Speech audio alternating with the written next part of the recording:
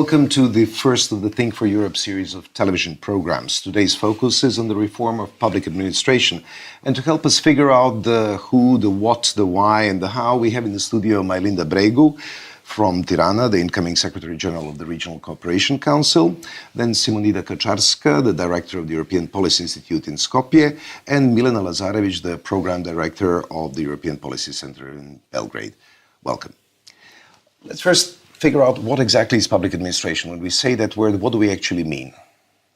Well, public administration is basically what citizens use to get any business done with the government, with the state. This is getting services. An ID card or... Yes, getting services done, getting documents which they need. So basically, any interaction with the state goes through the public administration, ideally. And what is the state of public administration, and are the citizens happy with it? Well, our research that we've done as part of the Weber project shows that the citizens are to a varying degree satisfied with the public administration. While we see reforms going on all over the region, there's still a lot of scope to actually move things forward. And what we've seen in our survey is that citizens do recognize the varying degrees across countries of the efforts that are being made. Because what we've seen, for example, in Albania and Kosovo, partly is a recognition of the efforts towards digitalization, easing of access to all of the public administration services, what was the case also in Serbia, yes. If Milena might have something to add on that. But on the other hand, there's a growing recognition of the need to make services and the public administration more accessible in all over the region with a lot of variations.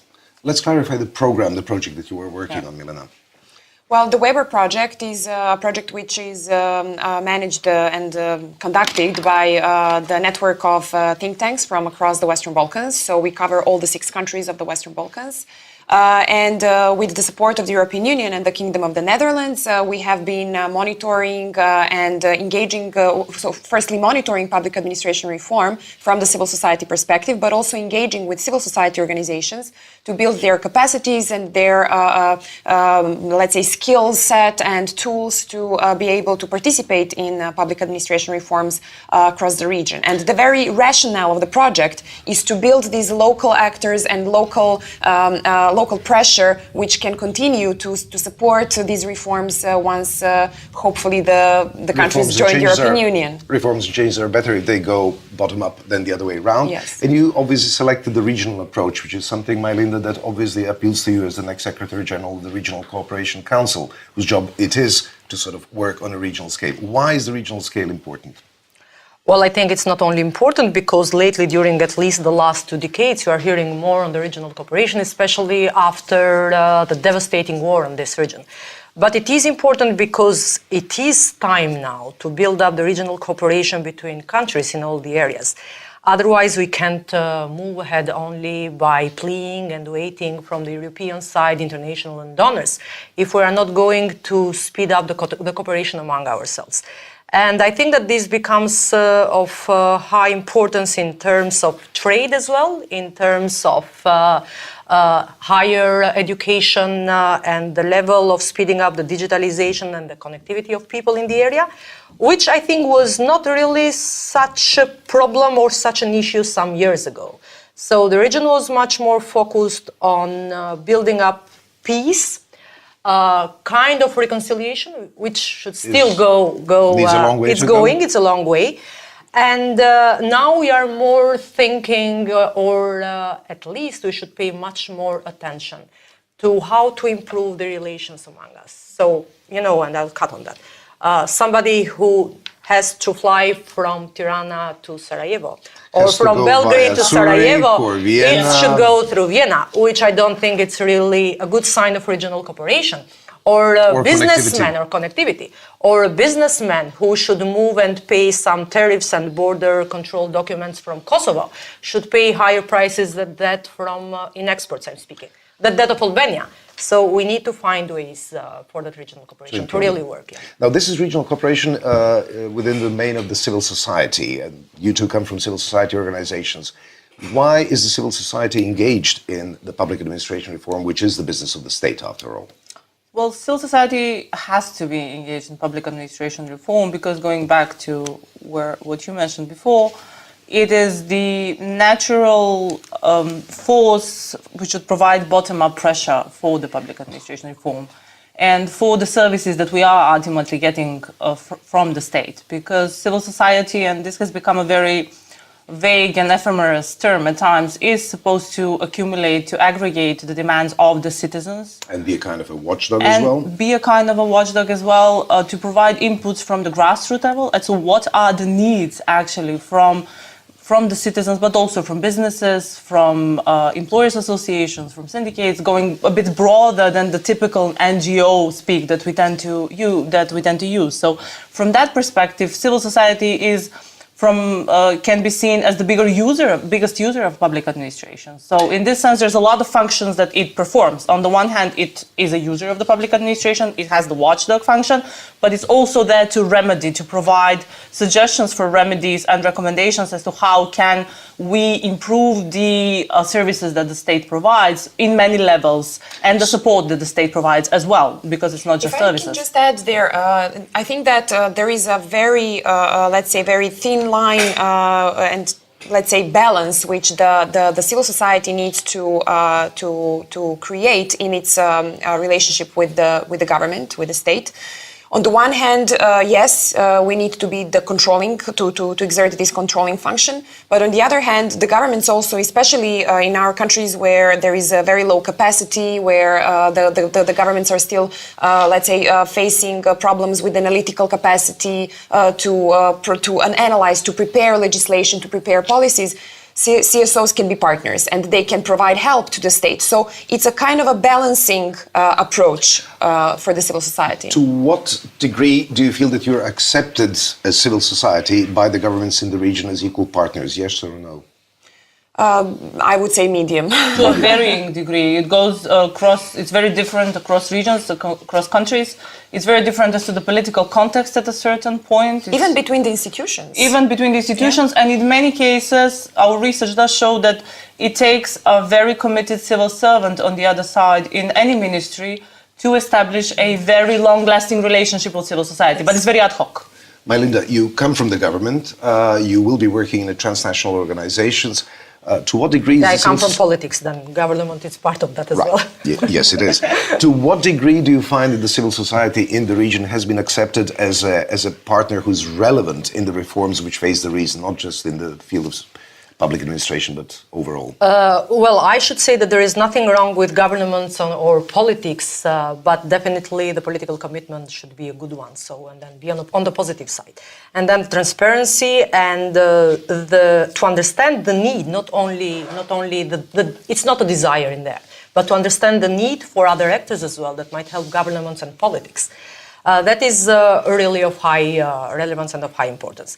So I do think that, and I'm pretty much, so I agree with what Milena said and Simonida, that then it depends not only on the institutions, but on the single persons as well. It's a kind of leadership style as well. So if you'd like to be transparent, if you'd like to be democratic, if you'd like to let's say, to increase the citizens' trust in the government as well and the institutions, you should use other actors. Will you be as the next civil society is one of those. Will you, as the next Secretary General of the Regional Cooperation Council, consider the civil society as an important partner in what needs to be done in the region? This question was posed to me even 2 months ahead, and I tend to believe that civil society will be very much positively aggressive in asking for its role to be enhanced in the regional cooperation. So I'm thinking, and I think that this is something really doable, to enhance the collaboration with the civil society and institutionalize the role of the civil society within the Regional Cooperation Council and not alone. Because there are more than 32 civil society organizations in the region, we should consider that there are not less than 50 important regional cooperational platforms. Okay, RCC is one of the biggest and let's say one amongst the most important of these platforms. So I do expect that for all the agenda that RCC covers, but even because on the process of European membership, European integration, of all of those flagships that the EU has set on us, that the role of the civil society is of high importance. not forgetting that they are not the sole actors in that. There is the Absolutely. business community in that, there is media as well. So I hope that that will be an enhanced collaboration. As Melinda said, in the Weber project, we organized and we established this platform of civil society organizations, which actually by now at the regional level gathers more than 130 organizations. Some working at the cross-border and the national level, and some working more at the local level. The Weber platform actually serves specifically to engage civil society organizations across the region in public administration reform dialogue, but not just between the civil society organizations themselves. Our whole rationale and the point of establishing this platform is precisely to ensure reach out. dialogue with the governments and with the regional institutions. And I must say that in the previous period we have established really good cooperation, both with the RCC and with the Regional School for Public Administration. So two important, with the RESPA, yes, two important regional organizations in this area. Now, you've been monitoring this reform of the public administration for the past year. What are sort of the main findings that you would like to share? Well, we have had several surveys. We surveyed citizens, we surveyed civil servants, we surveyed also civil society organizations.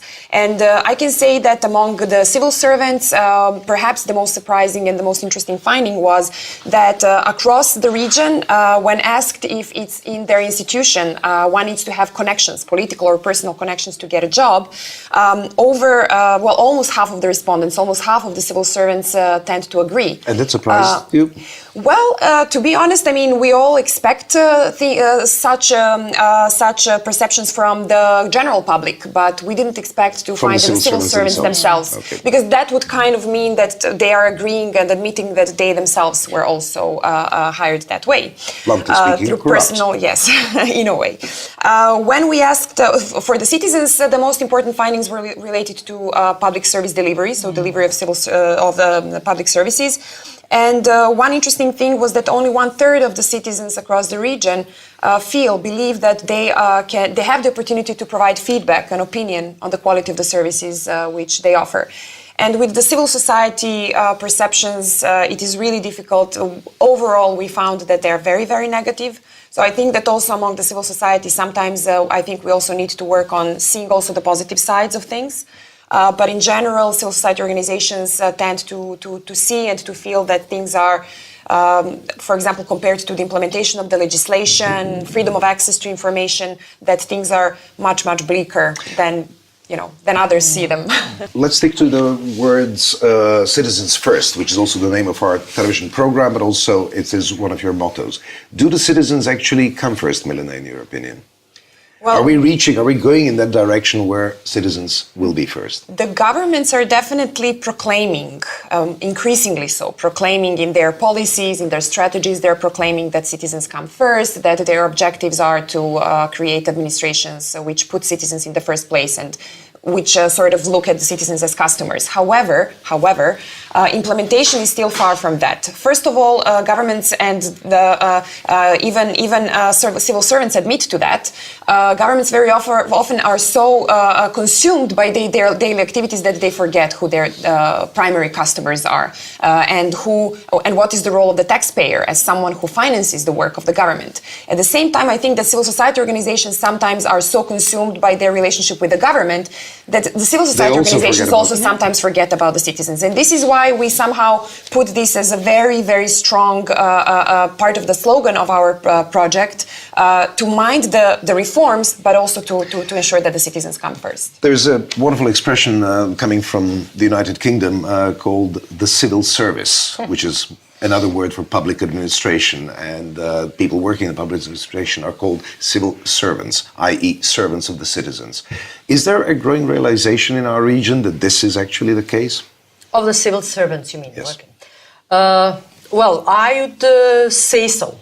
So in this region, we've seen all, but luckily, there are a lot of people with a lot of courage that would like to bring agendas forward. And then I would say that civil society has still a major role to play. So in regard to the regional cooperation, I think that all the actors together might rise that tide that could lift the boat of the regional cooperation. So it might be, it's not going to be too easy, but still what we face today in the role of the civil servants from one side, civil society, because it's not the same thing, so public administration, which still is at the level of a roller coaster in our region. So we see the public administration sometimes that goes better, and governments respecting all the meritocracy and public administration trying to build the professionalism from one side, and then on the other side we still have highly figures of people who believe that without being involved in politics you could not get a place in the public administration. But I still think that all those elements together might really consider and make a big change. So in terms of civil servants, I'd like to say that all the actors might serve for something good. On the other side, and I need to say it because that's my firm belief, EU on its part should raise the bar for the political commitment in the region. So it cannot continue only on the ideas of projects that you could do it better, only because the future is going to be brighter and so on. I've read a study lately which was really worrisome. So all the countries of the Western Balkans, in regard of EU, with the same level, the current level of employment and the development that we have, will need more than 200 years to converge and to catch up with EU. So this is really worrisome figure. And that's why the efforts should be all in there together. If we would like that future that has arrived to be distributed. How? If I can just add one thing, I mean, and I think Melinda here came again to the very essence of why we as civil society are doing this work towards the public administration and engaging with the public administration. In order to converge, in order to catch up, the state needs to create conditions for the society and for the businesses to grow, for the businesses to do what they're supposed to do. On the other hand... cut the red tape amongst other things. Exactly. Cut the red tape as one of the things. On the other hand, the state and the government has limited resources. In the civil society, there is a huge human potential, huge human capacity, which actually can supplement and help our states. Universities as well, because we forgot. Yes, exactly. They are also media, universities. I mean, these are all extremely important forces in the society, which, if they put their heads together, rather than always seeing each other as enemies, our countries could progress much better. But of course, I mean, there needs to be a fundamental feeling of trust between the governments and the civil society. We're still not there yet. And in some countries, I think we are making good progress. I would say that Macedonia is probably one of the countries now where this trust in the society is getting higher. But in some other countries, and I would have to say that, for example, right now in Serbia, in Montenegro, this is not the case. We have deep distrust. Can I just add? I mean, it's not. I would not just say it's a level of trust, but it's also a level of shift in the entire way that we make policies. Because in order to get all of these actors together and to use their capacities, one has to have a very predictable policy cycle, for which we talk about in our project a lot for the last 3 years.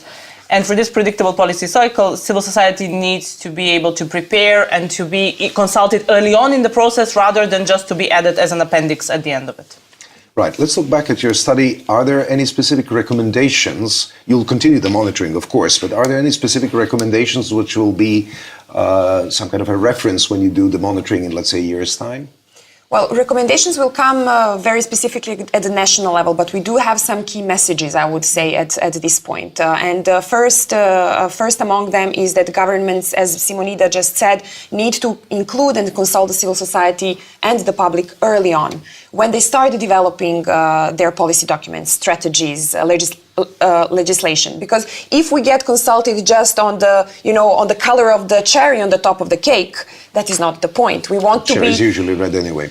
Yes, or whether it's going to be a cherry or something else. But in any case, I mean, if we get consulted when the cherry is supposed to be put on the top of the cake, we cannot say, but listen, guys, I mean, we don't want... That's not genuine participation then. That's not genuine participation, and we cannot really influence the contents of the policy. So this engagement needs to come early on in the policy processes. And this is the way that civil society can actually really contribute, because civil society doesn't have have great legal experts who are going to say whether this provision of the law should be stated this or that way. They have people who know the situation on the ground, who have data, and who can actually contribute to the design of the policy, rather than just, this very, very fine legal language. But it hasn't been a traditional norm, especially in our countries, to be so open and transparent. And it seems that it's like, so governments sometimes and politicians think that it's their own shop, and if they would like to preserve the secrecy, they could speed up things and do things better. So that it hasn't been. Yes, but then if we look ahead of all of our countries, there's major reforms, overhauls of taxation systems, social security systems that are on the way. And what I had in mind, and going back to what Milena said, these are processes that take time, that need to be announced beforehand. Going back to your UK example, if you do an overhaul of the social security system, then you do it for 5 years at least, or you consult for 2 rather than do it at the end. So that's the logic of it. And talking about time, we're just about to run out of time. What did we not mention that absolutely needs to be mentioned? Can we start from this side and then go from right to left? Wonderful. What we did not mention in terms of regional cooperation is that the whole logic of European integration at the end of the day is based on regional integration. So if we see ourselves in 20, 30 years, or maybe very optimistically in 10, in the European Union, then this region will be a region of the European Union, which will have a common joint economy and which will depend on the ties that are established here on its success in building its role in Europe. Milena? I will just go back to the very basic logic of the Weber project. We really believe, and I think we will continue to work that way in the years to come, that if we want to ensure that the same kind of impetus and pressure for reforms of rule of law, good governance, all the crucial areas, if we want them to continue once our countries hopefully become members of the European Union, when the hard EU conditionality will no longer be there, we need to create strong, vibrant, capable civil society. We need local actors who are going to be there and who are going to keep the momentum for these reforms once we are not constantly conditioned by the European Commission and the EU member states. Once we start implementing what we permanently say, which is we're doing the reforms in order to better our societies, not necessarily because it's a part of the EU world. Melinda? The last words, I would say that we really need an adequate coordination of all the actors involved in the area of the regional cooperation. And the last one, but not the least, is communication should be taken very seriously.